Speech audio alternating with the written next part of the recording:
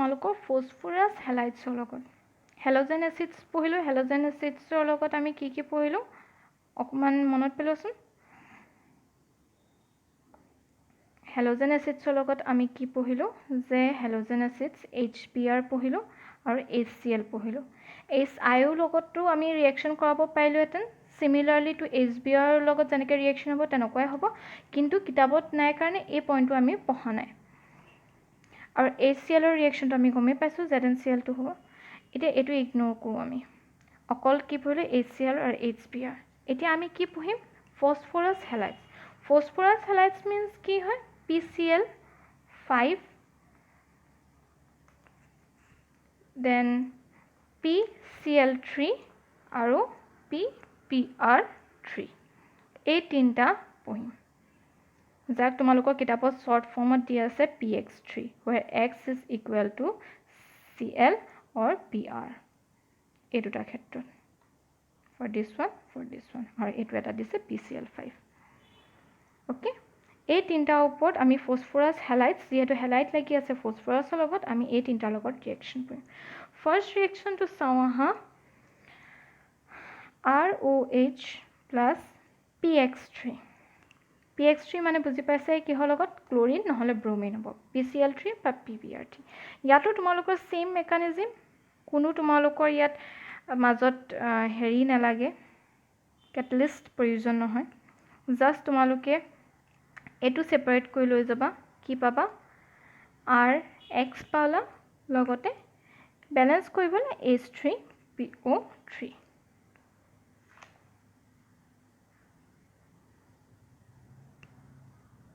হৈ গ'ল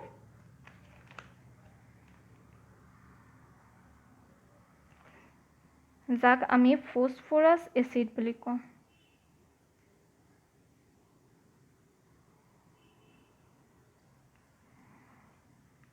এইবিলাকৰ নেমিং মনত ৰাখিবা ইয়াক আমি কি বুলি কওঁ ফসফৰাছ পেন্টাক্লোৰাইড ফসফৰাছ ট্ৰাইক্লোৰাইড ফসফৰাছ ট্ৰাইব্ৰোমাইড এতিয়া আমি কি হ'ব বুলি পঢ়িম ফসফৰাছ হেলাইডছৰ লগত PX3 লগত যেটা এটো ৰিএকচন কৰিলো এটো সেপাৰেট হৈ গুচি আহিব আমি এটো মনত ৰাখিবলগীয়া যে কি পাম আমি ফসফৰাছ এচিড পাম আৰু এটোৰ ক্ষেত্ৰত এই OH টো জায়গাত কি বহিব X3 বহি যাব এটা নেক্সট ৰিএকচনটোলৈ আহো চোৱা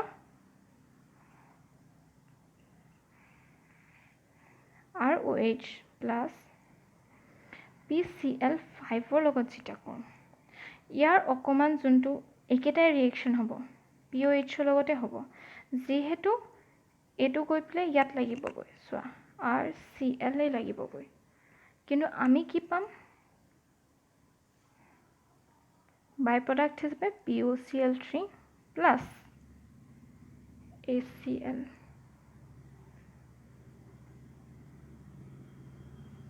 ফসফৰাইল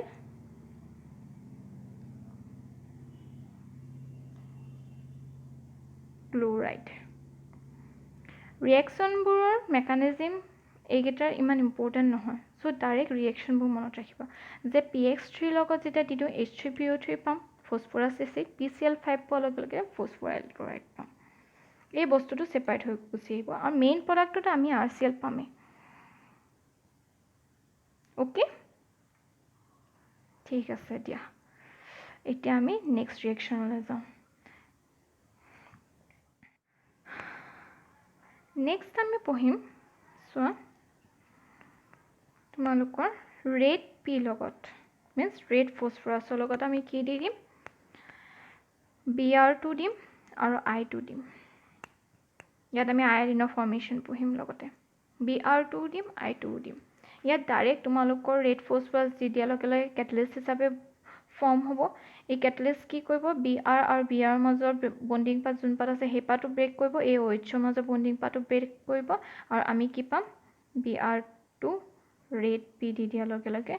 ডাইৰেক্ট এলকহলটো আঁতৰি পেলাই গুচি যাব আৰু আমি কি পাম RBr ওকে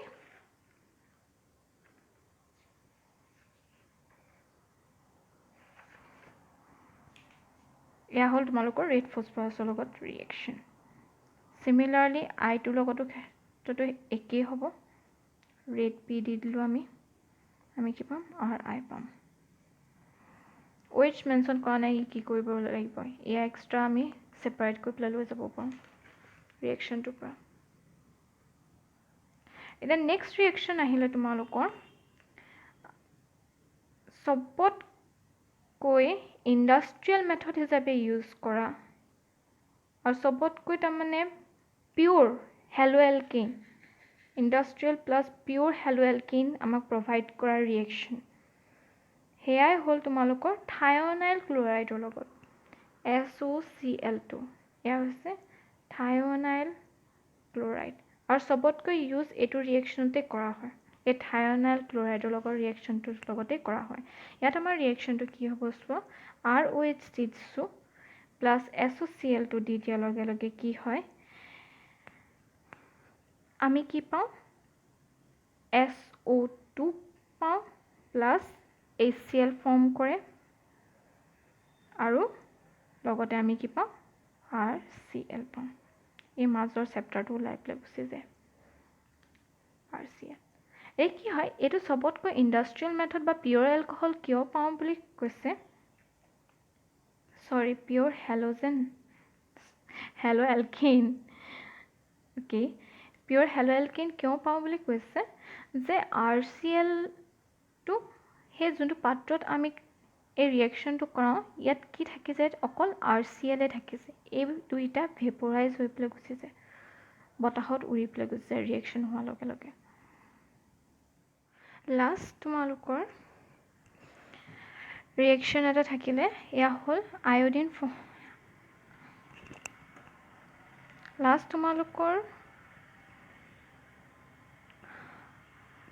লাষ্ট তোমালোকৰ বাকী থাকিলে RI ফৰ্মেশ্যন এই RI আমি আয়োডাইড বেলেগ ক্ষেত্ৰতো পাইছিলোঁ য'ত আমি ইউজ কৰিছিলোঁ ROHৰ লগত ৰেড ফছফৰাছ যেতিয়া দি দিছিলোঁ প্লাছ I2 দি দিয়াৰ লগে লগে কি হয় আমি RI পাই যাওঁ হয়নে নহয় ইয়াত আমি আয়োডিন ইউজ কৰিছিলোঁ আৰু এটা মেথড আমি ইউজ কৰিব পাৰোঁ RI প্ৰডিউচ কৰিবৰ কাৰণে তাৰমানে আয়োডাইড এলকেন প্ৰডিউচ কৰিবৰ কাৰণে সেয়া হ'ল যিকোনো এলকহল এটা ল'লোঁ তাৰ লগত potassium iodide or sodium iodide NaI or Ki ইয়াৰ ভিতৰত যিকোনো এটা ল'লোঁ আৰু লৈ পেলাই ফছফৰিক এচিডৰ লগত ৰিয়েক্ট কৰাই দিলোঁ H3PO4 ফছফৰাছ এচিড নহয় দেই H3PO3 নহয় H3PO4 ফছফৰিক এচিডৰ লগত ৰিয়েক্ট কৰাই দিলোঁ আৰু ৰিয়েক্ট কৰি পেলাই হিট দি দিলোঁ হিট দি দিয়াৰ লগে লগে আমি কি ৰিয়েকশ্যন পাম লগালগ মনত ৰাখিবা যে RI পালোঁ লগতে আমি এইডোখৰ পৰা উমান লগাব পাৰিছোঁনে কি পাম Na যদি লওঁ NaH2PO4 প্লাছ H2O এয়া হ'ল তোমালোকৰ ইন সিটু ৰিয়েকশ্যন বুলি কওঁ তাৰমানে ইয়াক আমি ছেপাৰেট কৰিব নোৱাৰোঁ ছেপাৰেট কৰিবলৈ বহুত দিগদাৰ হয় আৰু এই ৰিয়েকশ্যনটোৰ ভিতৰতে আমি বাই প্ৰডাক্ট হিচাপে পাওঁ তাৰমানে ইয়াৰ পৰ্শ্যনো বেছি থাকিব ইয়াৰ পৰ্শ্যনো বেছি থাকিব in the reaction means in situ reaction okay যদি KI লগত কৰোঁ সেম হ'ব ROH plus KI means potassium iodide plus H3PO4 আমি কি পাম হিট দি দিয়াৰ লগে লগে RI পালোঁ প্লাছ KH2PO4 প্লাছ ৱাটাৰ এই ৰিয়েকশ্যনবোৰ তোমালোকে মনত ৰাখিবা for the formation of iodide alkane এয়াই হ'ল তোমালোকৰ topic methods of preparation from alcohols আমি ইয়াত কি পঢ়িলোঁ হেল'জেন এচিডৰ পৰা থাইঅনাইল ক্লৰাইডৰ পৰা PCl5 PX3 তাৰপিছত এণ্ড ৰেড ফছফৰাছ ইয়াৰ ৰেট অফ ৰিয়েকশ্যনো পঢ়িলোঁ যে হেল'জেন এচিডৰ লগত যেতিয়া আমি ৰিয়েকশ্যন কৰোঁ টাৰ্চিয়াৰী সবতকৈ বেছি ৰিয়েক্টিভ ছেকেণ্ডেৰী সবতকৈ বেছি ছেকেণ্ড এণ্ড দেন প্ৰাইমেৰী সবতকৈ ৰিয়েক্টিভ হ'ল পটককৈ ৰিয়েকশ্যন কৰে তোমালোকৰ tertiary এলকহলবোৰে with halogen acids only okay next তোমালোকৰ last হ'ল যে why aryl halide is not prepared through alcohol aryl halide কাক কওঁ এই বেনজিন ৰিংবোৰত কওঁ হয় নে নহয় ইয়াত OH এটা দি দিলোঁ এই বন্ডপাত ভাঙি পেলাই আমি কিয় ডাইৰেক্ট এলকহলৰ লগত এই বন্ডপাত ভাঙি পেলাই আমি কিয় এনেকুৱা এটা ফৰ্ম কৰিব নোৱাৰোঁ থ্ৰু এতিয়া যিমানখিনি পঢ়ি আহিছোঁ এলকহলৰ পৰা কিয় নোৱাৰোঁ চোৱা ইয়াক আমি কি বুলি কওঁ ফেনল বুলি কওঁ হয়নে নহয় ফেনলৰ ক্ষেত্ৰত কি হয় চোৱা যিহেতু এইটো OH হৈ আছে ইয়াত কি হ'ব ইলেক্ট্ৰনবোৰ থাকিব ইলেক্ট্ৰনে কি কৰিব ইয়াত ডনেট দিবলৈ চাব আমি ৰেজনেন্স পঢ়ি আহিছোঁ হয় নহয় ডনেট দি দিয়াৰ লগে লগে কি হ'ব ইয়াত নেগেটিভ চাৰ্জ এটা ফৰ্ম হ'ব ইয়াত ডাবল বন্ড এটা ফৰ্ম হ'ব হয় নহয় আৰু ইয়াৰ পৰা এইটো ইয়াত উঠি যাব ইয়াত আমি দুটা পাম কেনেকৈ পাম চোৱা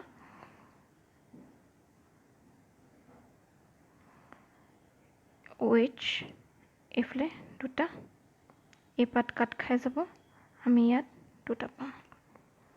ইলেক্ট্ৰন দুটা পাম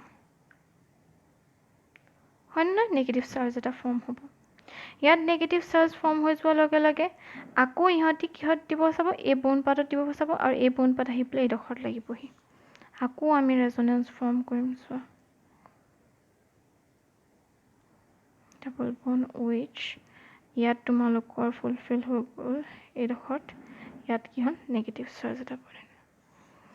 আকৌ ইয়াত কি হৈছে তোমালোকৰ এইটো গৈ পেলাই ইয়াত দি দিব আৰু এইটো আহি পেলাই ইয়াত গুচি যাব আকৌ এইটো নেগেটিভ হয় নে নহয় নেগেটিভ ফৰ্ম হ'ল ইয়াত ডাবল বন্ড বহিলে ইয়াত এইটো ইট মিনছ আকৌ এইটো ইয়াত বহি যাব আৰু ইয়াত এইটো ওপৰলৈ গুচি যাব ইলেক্ট্ৰন পাত তেতিয়া আমি কি পাম এইটো পাই যাম হয় নে নহয় ইয়াৰ মানে কি বুজালে যে আমি থ্ৰু ৰেজনেন্স আমি কি পালোঁ যে এই পাত থ্ৰু ৰেজনেন্স আমি যদি ড্ৰয়িং কৰোঁ এই পাত ডাবল বন্ড হিচাপে থাকে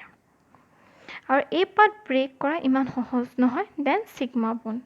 আমি এলকহলৰ ক্ষেত্ৰত কি পাইছিলোঁ ROHৰ ক্ষেত্ৰত ইয়াত আমি এলকিন গ্ৰুপ এটা লৈ লৈছোঁ চেম মিথাইল লৈ ল'লোঁ এলকাইল গ্ৰুপ এটা হয় নে নহয় এই পাত ভাঙিবলৈ যিমান সহজ এই পাত ভাঙিবলৈ ইমান সহজ নহয় কাৰণ পাৰ্চিয়েল ডাবল বন্ড এটা ফৰ্ম হৈছে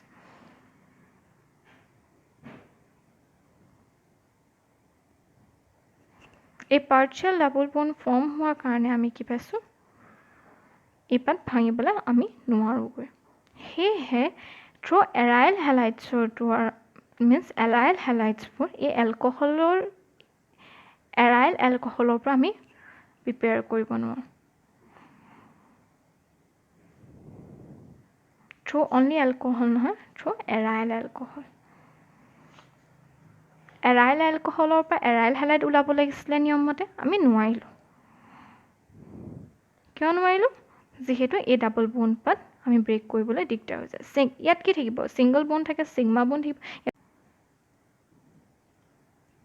ছিগমা বন্ড থাকিব হয় নে নহয় অ'কে এই পাত ভাঙিবলৈ যিমান দিগদাৰ এই পাত ভাঙিবলৈ সিমান সহজ আৰু এইবিলাক আমি 11ত পঢ়ি আহিছোঁ চ' চিম্পল যদি লিখিবলৈ কয় যে why aryl halide is not prepared through alcohols আমি উত্তৰ দিম due to resonance we find that OH and carbon bond have partial double bond